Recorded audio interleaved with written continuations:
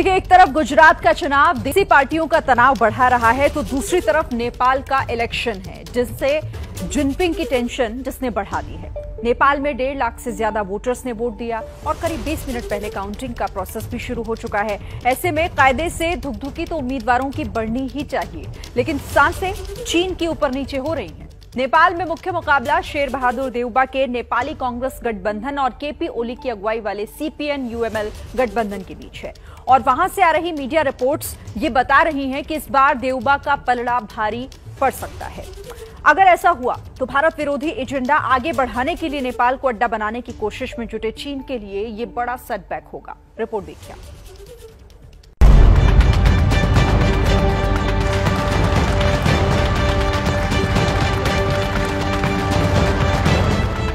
खुद को शांत दिखाने की चाहे जितनी भी कोशिश कर ले, बीजिंग वाले लाल कप्तान की धड़कनें बढ़ी हुई हैं, सांस अटक रही है और पसीने छूट रहे हैं। इसकी वजह है नेपाल, जहां अवाम जमहूरियत का जश्न मना रही है। हिंदुस्तान से धर्म, संस्कृति और कारोबार का सदियों पुराना नाता रखने वाले नेपाल में चुनाव हो रहा है। एक ही चरण में संसद की 275 सीटों और विधानसभा की 330 सीटों के लिए वोट डाले जा चुके हैं और वोटों की गिनती का काम भी तेजी से आगे बढ़ रहा है। इस चुनावी नतीजे पर अगर नेपाल की जनता के बाद किसी की सबसे पैनी नजर है तो वो है चीन। नेपाल में कौन सी पार्टी जीतेगी, कौन सी पार्टी हारेगी, सरकार पूर्ण बहुमत वाली होगी या त्रिशंकु सरकार बनेगी, इन्हीं सवालों को लेकर चिंता में डूबा चीन दुबला हुआ जा रहा है। सवाल यह है, नेपाल चुनाव पर चीन की नजर क्यों है? इसे समझना जरूरी है। नेपाल चुनाव के नतीजे यह तय कर देंगे कि आने वाले समय में अमेरिका, भारत और चीन को लेकर काठमांडू का रुख क्या रहने वाला है। यदि नेपाल में चीन की तरफ रुझान रखने वाली सरकार सत्ता में आई तो चीन के लिए दक्षिण एशिया में अपनी नीतियों को लागू करना आसान हो जाएगा, और अगर ऐसा नहीं हुआ तो फिर चीन की उम्मीदों को बड़ा झटका लग सकता है।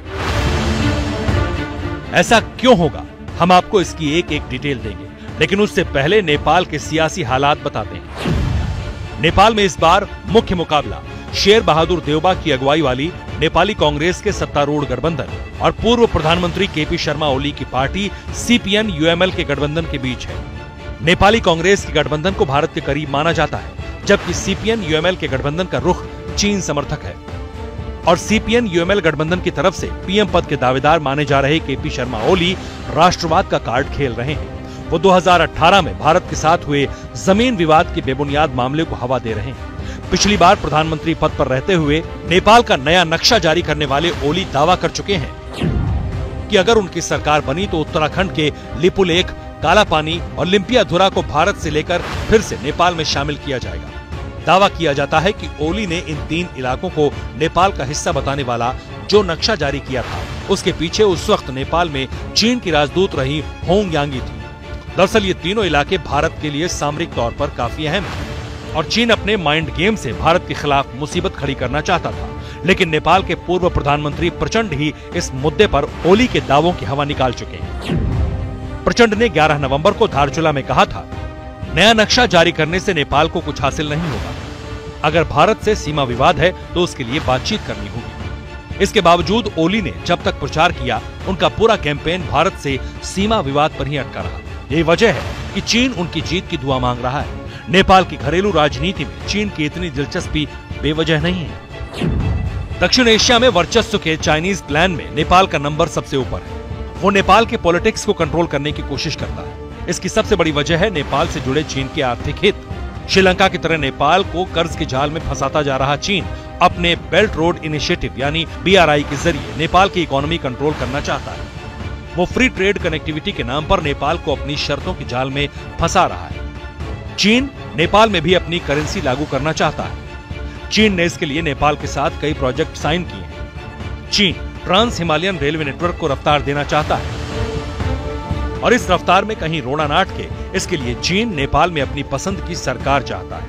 इसके लिए वो शुरू से कोशिश करता रहा है। नेपाल की घरेलू सियासत में अपनी एक्टिविटी लगातार बढ़ाता रहा है। याद कीजिए, नेपाल में 2020 के आखिरी महीनों में गहराया सियासी संकट। तब नेपाल के प्रधानमंत्री रहे ओली ने नेपाल की संसद भंग कर दी थी।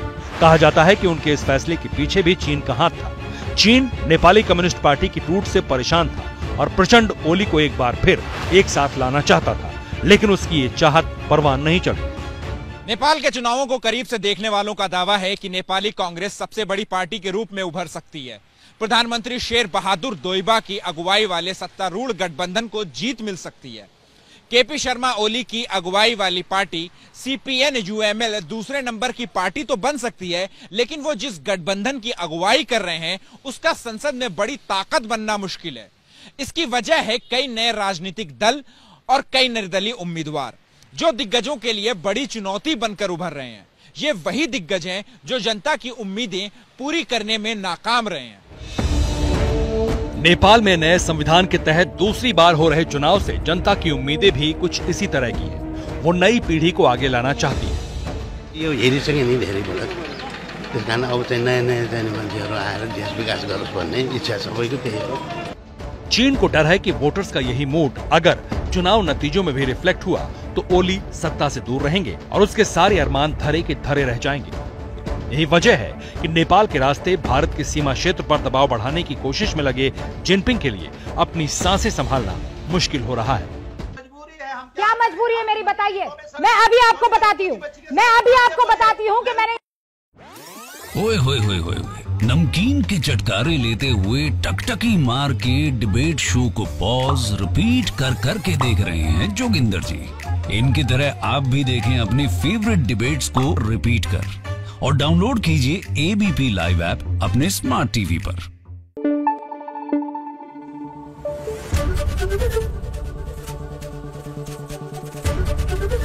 ABP न्यूज आपको रखे आगे।